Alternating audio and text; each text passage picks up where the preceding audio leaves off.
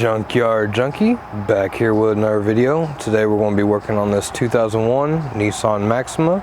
We're going to go ahead and change the rotors. Changing the rotors seems like a very daunting job, especially when you look at how much, these shops will charge you for doing it. But once you watch this video and learn how to do it yourself, you'll learn it's actually not even that bad of a job to do. On this car, the front end, whenever you would brake, the steering wheel would shake real bad, but it wouldn't shake any other time, only when braking. That's a very good sign that it is your front rotors. If it's your back rotors, usually the whole car itself will shake. When changing rotors, it's just like changing brakes. You want to change them in pairs. So if you're doing the front, you want to do at least both of them. If you're doing all four, do all four. Okay, so now we're about to jack it up and take the tire off. If you don't have an impact wrench, go ahead and get a breaker bar and crack these loose. Just get them where they will spin and then jack it up and unspin them. Okay, at this point you can scotch your wheels if you feel like you need to. Since we're only going to be working on one side at a time, I'm not going to. But we will still use a jack stand because you always want to use a jack stand when lifting up the car and going underneath it. Okay, so we're going to go ahead and jack it up from the pinch wheel. If you go underneath, you'll see this little flat bar right here. As you can see, there's two holes right there, so we're going to jack it up right there.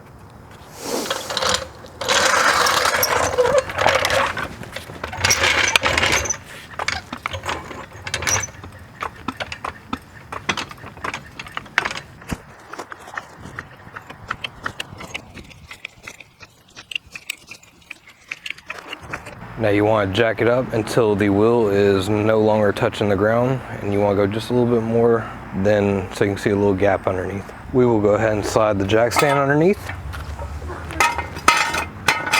and we're going to go ahead and lower it down onto the jack stand. Now always be aware of the lug nuts, because if you have locking lug nuts, you're going to need a key. So if you look at this one, if you can see there, it's got splines.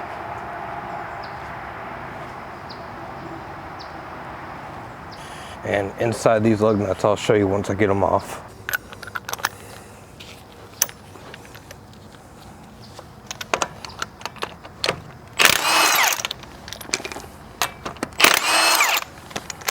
If you ever have one want to stay in there, just thread it back on a little bit,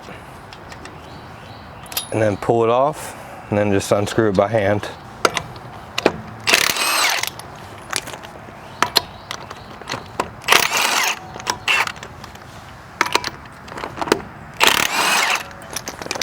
And just for reference, this is what these lug nuts look like. And you can see where the splines actually go into.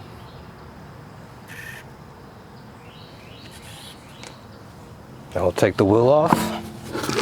And we'll also slide the wheel underneath it for extra protection. Just an extra safety precaution. So if we look at this rotor, you can tell that it's time to replace it. This should be absolutely smooth, and it is not. So the first thing we want to do is remove the brake caliper, and we're going to remove it as a whole assembly. If we were just doing the brake job, we'd just remove one little bolt, open it up like a clamshell, remove the brakes, and we'd be done. Okay, so if we look here, this is our caliper guide pins. Got one there, and got one right here. But the brackets, we got one right here, and then there is also one, and there's also one right here. So let me show you that with a light.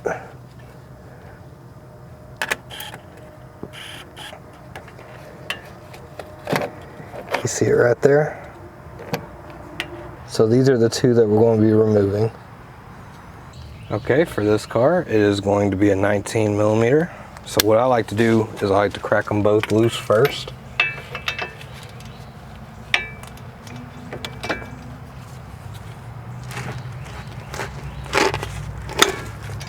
And they are on there tight, but once you break them loose, then it gets easy. We're going to do the top one now. So we'll break this one loose. It's already coming loose.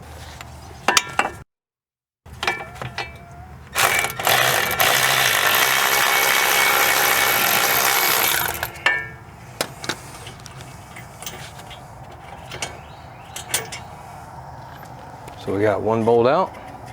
It'll have a washer, so make sure you keep up with that. And then we'll go up here. We'll just go ahead and stick it on our electric ratchet, zip it off. Okay, so it is ready to come off.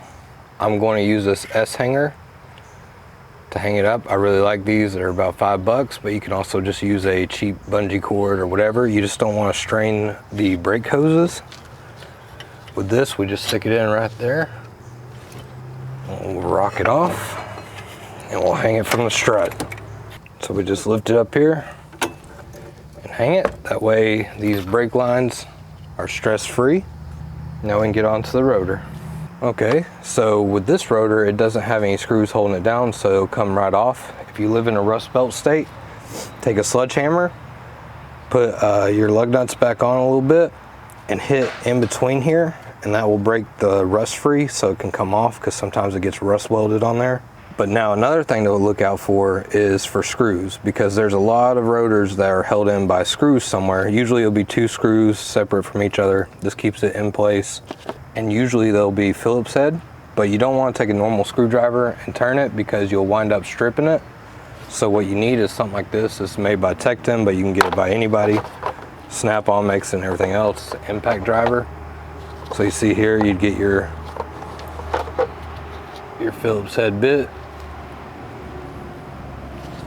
and you get your little attachment, put it on there.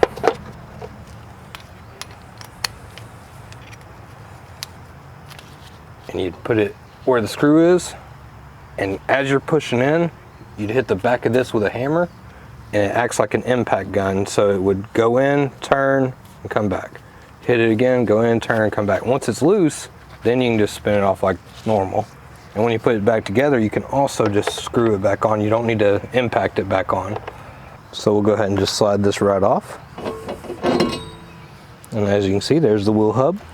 Okay, anytime you get a new rotor, you always want to clean them up with brake clean. You can also use the off-brand stuff, that's fine. The reason you do this is because when rotors ship, they actually ship with this anti-rust coating, and you want to get that off before you actually put it on your car. So we'll go ahead and do that now.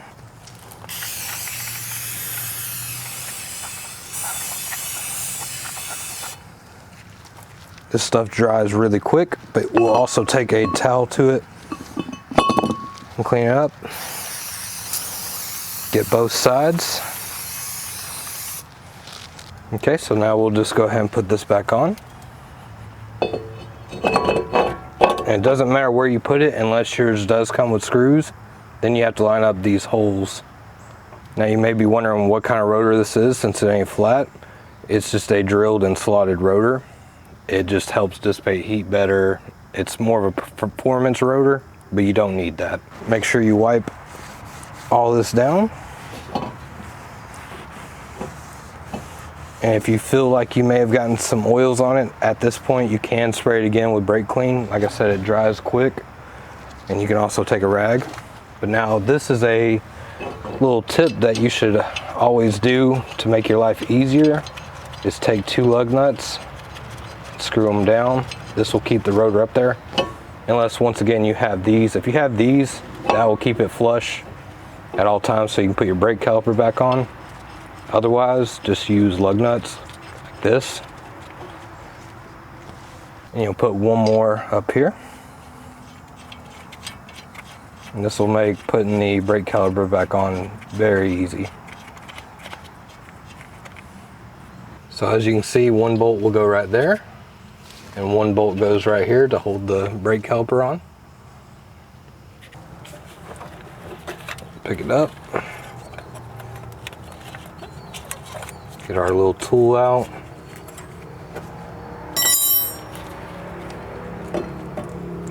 Okay, once you get this back on, you just want to put those 2 bolts back in. I already got this one started up here, and then I'll start the one on bottom. You want to start them both by hand, get them in there and torque them to the proper specs. So I'm just going to go ahead and put this one, zip it in there a little ways, and we'll go ahead and get the bottom one started.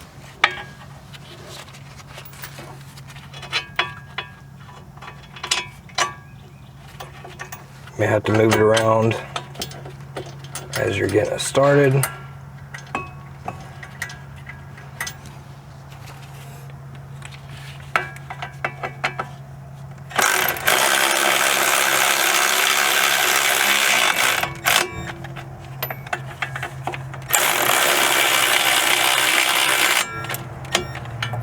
So all there is left to do is go ahead and torque both of those down between 53 and 72 foot-pounds. Then we'll go ahead and take these out.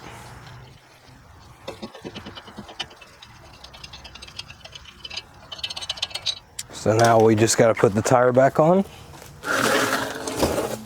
Now get these started by hand. If you just zip them on there, you are most likely going to strip them.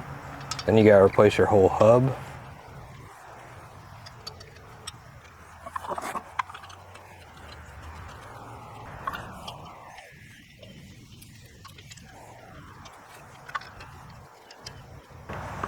Now, when you do this, you want to go ahead and do a crisscross pattern. So do one, skip, do one, skip, skip.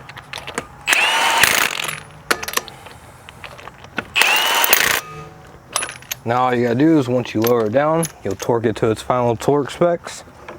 But make sure to get your jacks, jack it up and get your jack stand.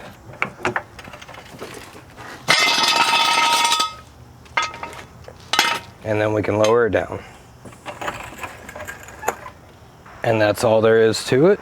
If you enjoyed the video, please give me a like, comment, share, and subscribe. Thank you.